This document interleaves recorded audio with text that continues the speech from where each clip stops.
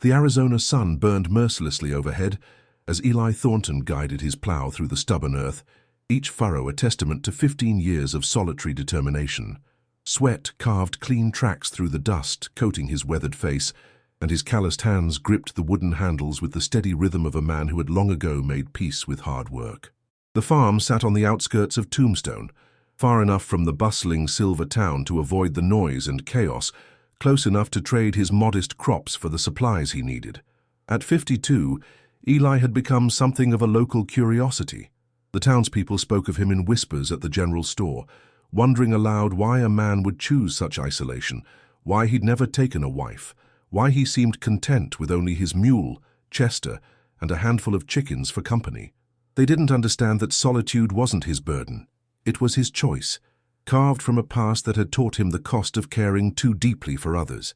The afternoon heat shimmered off the desert floor, creating wavering mirages that danced between the sparse mesquite and Palo Verde trees. Eli paused to wipe his brow, squinting toward the distant Dragoon Mountains that stood like ancient sentinels against the blazing sky. It was then he noticed the rider approaching from the east, moving slowly across the desert floor with the deliberate pace of someone who wasn't in a hurry. This had become a familiar sight over the past 8 years, lone travelers who would arrive at his gate, sometimes on horseback, sometimes on foot, always with that same quiet purposefulness. They never stayed long, rarely spoke much, but each left something behind. A small carved piece of wood, a handful of wildflower seeds, once even a perfectly shaped arrowhead that now sat on his windowsill, catching the morning light. The rider drew closer, revealing herself to be an elderly Apache woman wrapped in a faded blue shawl despite the heat. Her horse, a sturdy paint mare, picked its way carefully through the rocky terrain. Eli set down his plow and walked to the wooden gate that marked the entrance to his property, his boots crunching on the sun-baked earth. "Ma'am," he said, touching the brim of his worn hat in greeting. The woman studied him with dark eyes that seemed to hold the weight of many seasons. When she spoke, her English carried the careful cadence of someone who had learned it as a second language. "You are the one called Eli Thornton." It wasn't a question, but he nodded anyway. "That'd be me." She reached into a small leather pouch hanging from her saddle and withdrew something wrapped in soft deerskin. "My grandson sends this." She held out the package, and Eli could see her hands bore the deep lines and spots that spoke of a lifetime spent under the desert sun. Eli accepted the gift, feeling its weight, something solid but not heavy. "Your grandson?" "Joseph Crow Feather. You knew him as a boy." Her voice carried a quiet intensity. "Winter of 1867. You fed him when he was hungry, gave him shelter when the snow came early to the mountains." The memory hit Eli like a physical blow, transported him back to that brutal winter when he'd found the boy, no more than 10 years old, huddled against his barn, half frozen and hollow-eyed with hunger. Eli hadn't hesitated then, had brought the child inside, fed him warm stew and wrapped him in blankets, let him sleep by the fire for 3 days until the weather broke and the boy had slipped away like morning mist. "I remember," Eli said quietly. Skinny little thing, didn't say much. "He learned to speak plenty," the woman said, and for the first time, her stern expression softened slightly. "He became a leader among our people. Married. Has children of his own now." She paused, her gaze steady on Eli's face. He never forgot the white man who saw him as a person, not a problem. Eli felt heat rise in his cheeks that had nothing to do with the sun. Any decent person would have done the same. The woman's laugh was dry as the desert wind. "You believe that, don't you?" She shook her head slowly. "Joseph learned different. Most doors stayed closed to Apache children that winter. Yours opened." She turned her horse to go, then paused. "He sends word through the families, the traders, the people who travel these roads. They know about the farmer near Tombstone who showed kindness when kindness was dangerous. That's why they come." "They?" Eli asked, though he was beginning to understand. "The ones who remember, the ones who believe debts should be honored." She touched her heels to her horse's flanks. "Joseph says to tell you, the seed you planted still grows." As the woman rode away, her form gradually swallowed by the heat shimmer and distance, Eli unwrapped the deerskin package. Inside was a small wooden carving of a horse, its lines simple but elegant, worn smooth by careful hands. A note in careful English script read, "For the man who taught me that winter ends, JCF. Eli stood at his gate long after the rider had disappeared, turning the carved horse over in his weathered hands. The sun was beginning its slow descent toward the western mountains, painting the sky in shades of orange and gold. In the distance, the lights of Tombstone flickered to life as the silver town prepared for another night of revelry and commerce. But here, in the gathering dusk of the desert, Eli Thornton finally understood why the riders kept coming to his gate. 8 years ago, he'd thought it was coincidence, maybe some kind of strange territorial marker he didn't recognize. Now he knew the truth was both simpler and more profound than he'd imagined. A 10-year-old boy, near dead from cold and hunger, had grown into a man who remembered kindness. And in a land where violence and suspicion often ruled the day, that memory had become something worth preserving, worth honoring, worth passing down to others who understood the true weight of mercy. As Eli walked back to his house, the carved horse warm in his palm, he didn't notice the dust cloud rising from the south, a different kind of rider approaching Tombstone, one whose intentions toward the quiet farmer would prove far less benevolent than those who came seeking to honor old debts. 3 days after the Apache woman's visit, Eli was repairing a section of fence when he heard the thunder of multiple horses approaching at speed. This wasn't the measured pace of his usual visitors. This was urgent, purposeful, and loud enough to send his chickens scattering in a flurry of squawks and feathers. Chester, his mule, lifted his head from grazing and let out a warning bray that echoed across the desert. 5 riders emerged from the dust cloud, their horses lathered with sweat and foam. At their head rode a man Eli recognized from his occasional trips to town, Cornelius Blackwood, Tombstone's most ambitious land speculator.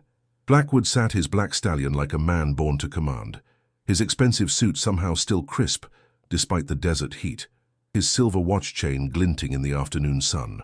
"Mr. Thornton," Blackwood called out, his voice carrying the practiced authority of someone accustomed to being heard. "Might we have a word?" Eli straightened slowly, his hands still gripping the fence wire. Something about the way Blackwood had positioned his men, spread out in a loose semicircle rather than grouped together, set his teeth on edge. It was the formation of men who expected trouble, not a friendly social call. "Mr. Blackwood," Eli's voice was steady, neutral. "Long way to ride for a conversation." Blackwood dismounted with the fluid grace of an experienced horseman, his polished boots striking the hard-packed earth with authority. He was a man in his 40s, well-fed and prosperous, with the kind of confidence that came from rarely hearing the word no. His pale eyes swept over Eli's modest farm, the small adobe house, the struggling vegetable garden, the chickens pecking in the dirt, with the calculating gaze of someone assessing property values. "Beautiful spread you have here," Blackwood said, though his tone suggested he found nothing beautiful about it. "Must be lonely, though. All this space, just one man to work it. I manage fine." Eli kept his voice level, but his eyes tracked the other 4 riders.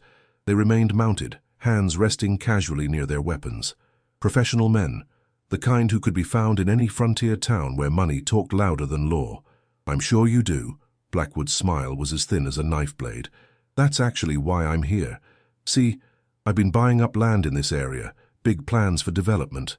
The railroad's coming through and Tombstone's going to grow in ways folks can barely imagine."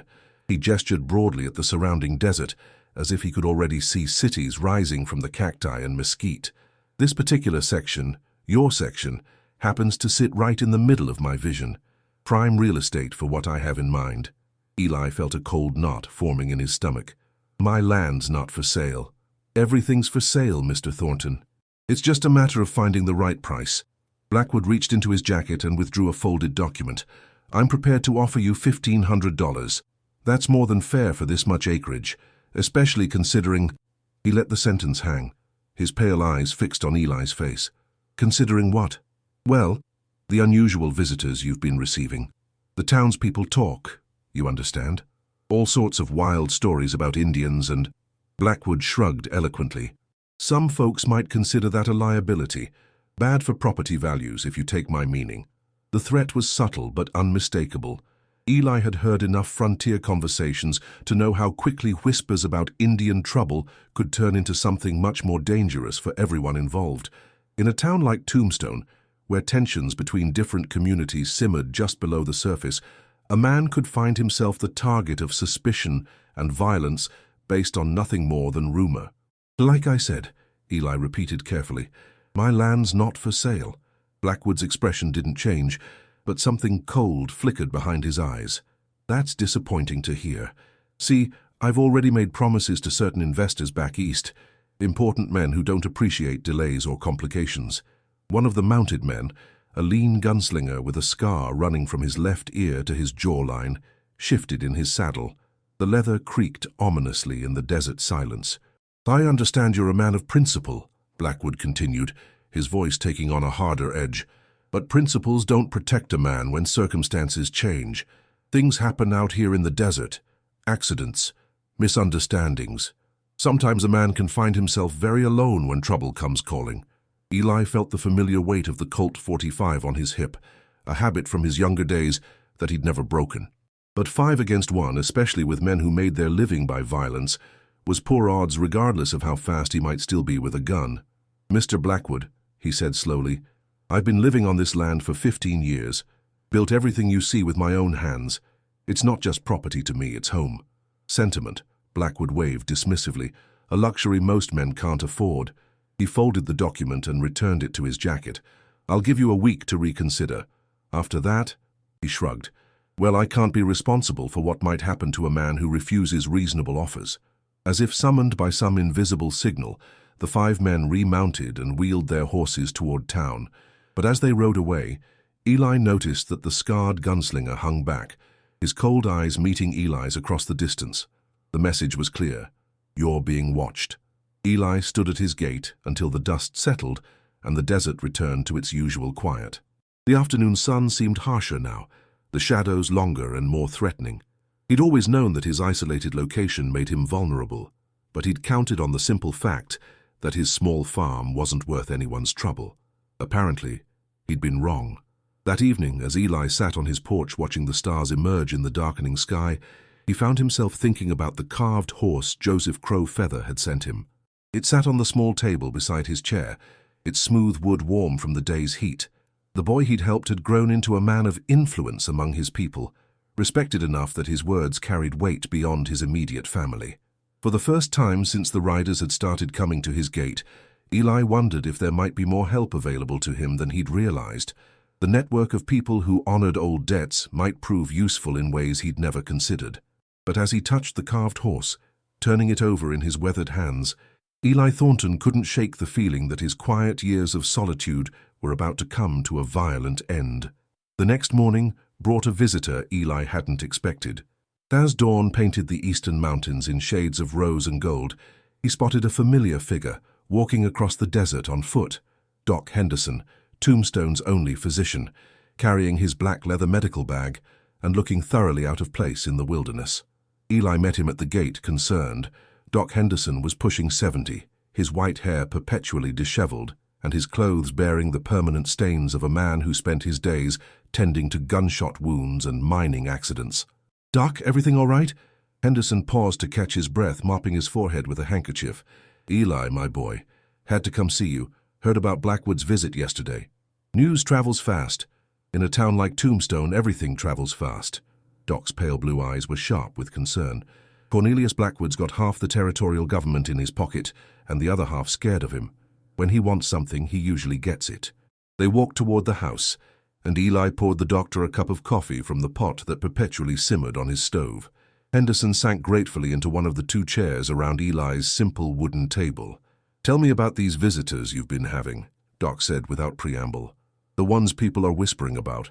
Eli studied the older man's face, searching for judgment or suspicion.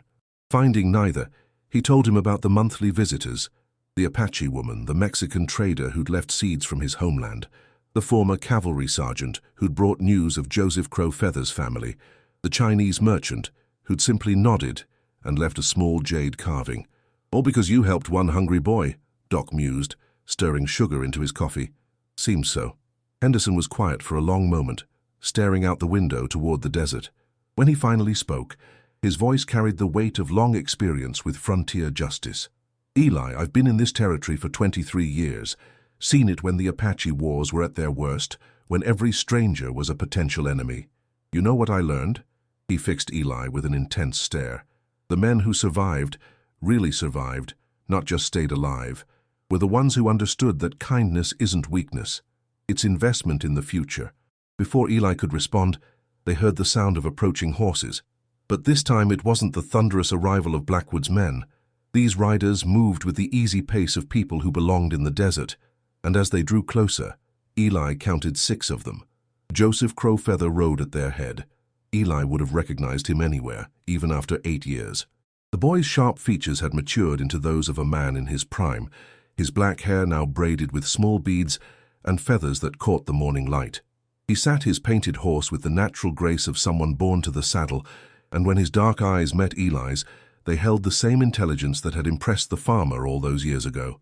"Mr. Thornton," Joseph said as he dismounted. His English was fluid now, educated, but still carried the careful rhythm Eli remembered. "My grandmother said you might need friends."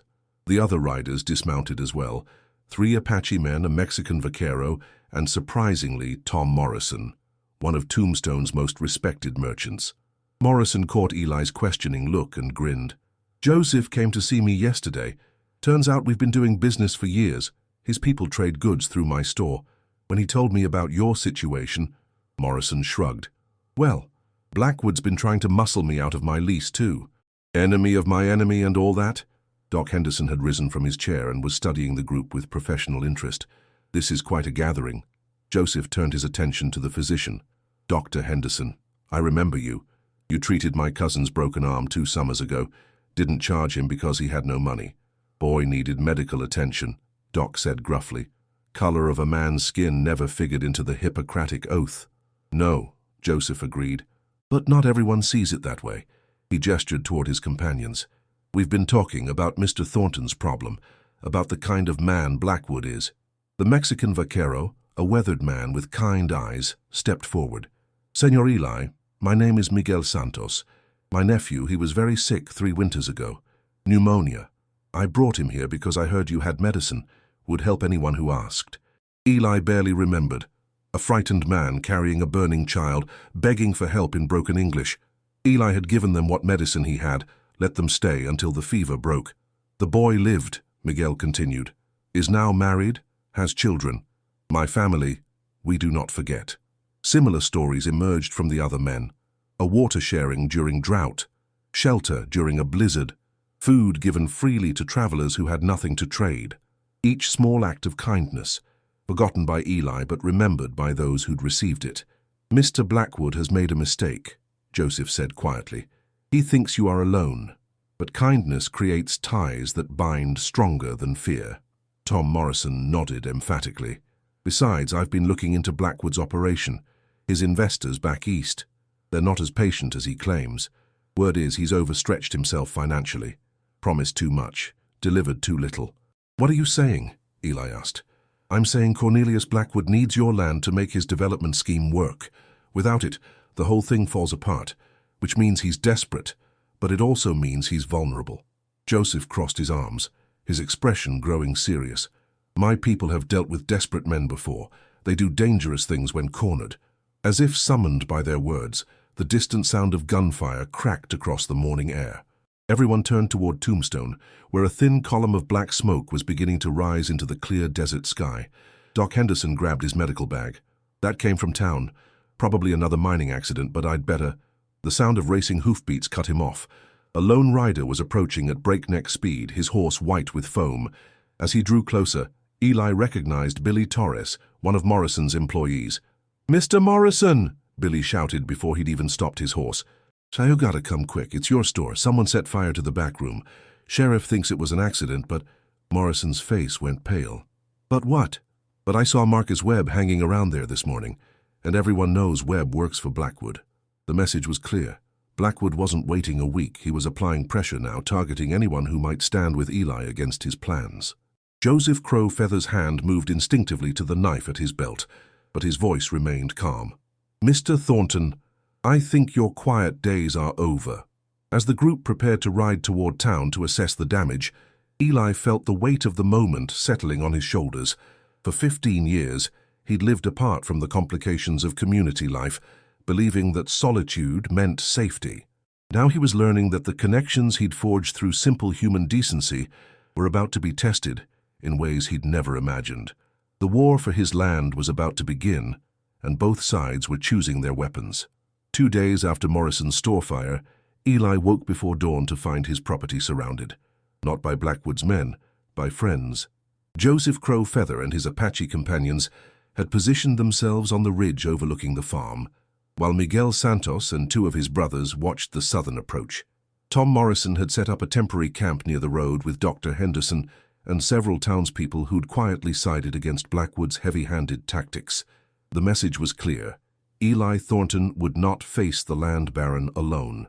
As the sun climbed toward its zenith, the expected confrontation arrived. Blackwood came with 12 men this time, including the scarred gunslinger and several others Eli didn't recognize, hard-faced professionals who made their living with violence. But he also brought someone unexpected, a small, nervous man in an expensive Eastern suit who clutched a leather portfolio like a shield. "Mr. Thornton," Blackwood called out, his voice carrying across the desert air, "I see you've gathered quite a collection of supporters." Eli stepped out of his house, acutely aware of the eyes watching from the surrounding hills and rocks. Joseph Crow Feather had insisted he wear his gun, and the familiar weight of the Colt at his hip was both comforting and ominous. "Mr. Blackwood, come to burn down my house too?" Blackwood's face flushed red. "I don't know what you're implying, but—" "He's implying you're a yellow-bellied snake who hides behind hired guns and arson," Tom Morrison interrupted, emerging from his position near the road. "And speaking as someone whose livelihood you tried to destroy, I'd say that's accurate." The nervous man in the Eastern suit tugged at Blackwood's sleeve. "Cornelius, perhaps we should—" "Shut up, Pemberton," Blackwood snapped, then seemed to realize his mistake. His eyes darted around the assembled faces, calculating odds that were no longer in his favor. Dr. Henderson stepped forward, his medical bag in one hand and a shotgun in the other. At 70, he might not have been the most intimidating figure, but everyone knew the old physician had seen enough frontier violence to handle himself in a fight. "Cornelius," Doc said conversationally, "I've been thinking about that lung ailment you consulted me about last month. The persistent cough, the blood you've been hiding from folks. That's consumption, son. Maybe 6 months left, maybe less." Blackwood's face went pale. "You can't— Doctor-patient privilege doesn't apply when the patient's threatening my friends," Doc replied calmly. "Makes a man wonder why you're so desperate to close this land deal. Gambling debts? Bad investments, or just trying to leave your family something before the coughing stops?"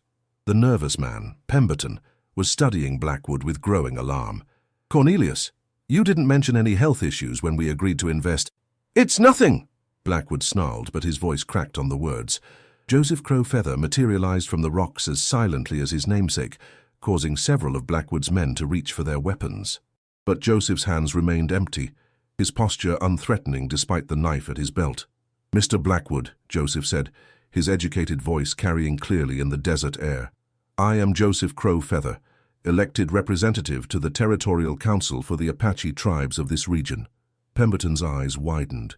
The Territorial Council was the closest thing Arizona had to a legitimate government, and attacking an elected representative would bring down federal attention that no land speculator could survive. "The man you're threatening," Joseph continued, "once saved my life when I was a child. More than that, he treated me as a human being when most of your people saw only a problem to be eliminated." His dark eyes swept over Blackwood's hired guns. "That kindness echoes through our communities still. It built bridges between peoples who had little reason to trust each other." Miguel Santos stepped into view, flanked by his brothers. "Senor Blackwood, you want to know about echoes? My nephew lives because this man shared his medicine freely. My nephew now works for the railroad you claim is coming through here. He tells me different stories about where the tracks will go." Blackwood's confident expression was cracking. "What stories?" "The railroad is going north of Tombstone, not through this valley. Your development plans are built on false information." Miguel smiled grimly. "Perhaps you should have been kinder to the people who know these things." Pemberton was frantically scribbling in a notebook. "Cornelius, if the railroad information is incorrect, our entire investment projection—" "It's not incorrect!" Blackwood shouted, but sweat was beading on his forehead despite the morning coolness. Tom Morrison produced a folded telegram from his jacket. "This arrived yesterday from the Territorial Railroad Commission. Want to read it, or shall I summarize? The proposed route has been finalized, and it runs 12 miles north of here. This valley will remain agricultural land unsuitable for the kind of development you've been promising your investors. The weight of revelation settled over the group like dust after a windstorm.